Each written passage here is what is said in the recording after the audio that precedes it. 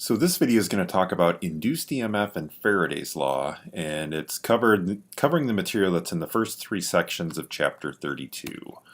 Okay, so up till now, we've talked about EMF devices, but the EMF devices we've looked at are things like batteries or perhaps like a capacitor. However, there's other ways to get an EMF. So Michael Faraday experimentally found that if you had a changing magnetic flux, you would create an EMF, and this process is known as induction or induced EMF. And just as a reminder here, so to calculate magnetic flux, we have to do an integral of the magnetic field B dotted into the area element dA.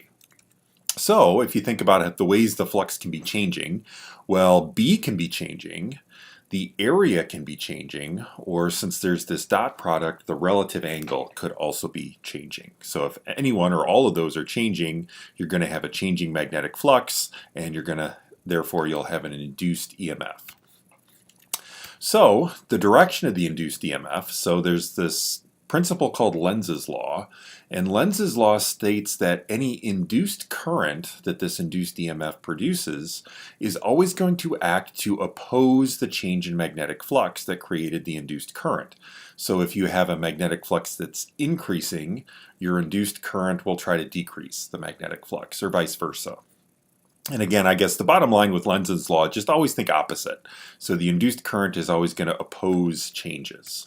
And in fact, its conservation of energy really demands that this be the case. So the induced current always opposes changes. It doesn't reinforce the changes.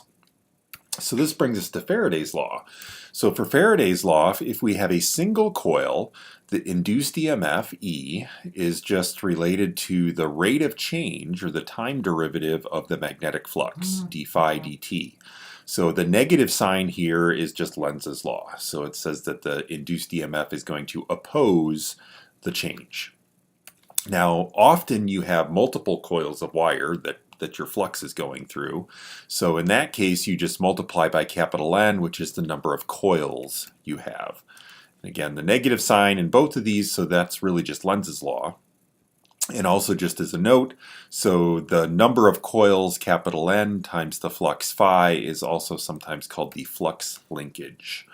But the key point to all of this is that the induced EMF is proportional to the rate of change of the magnetic flux.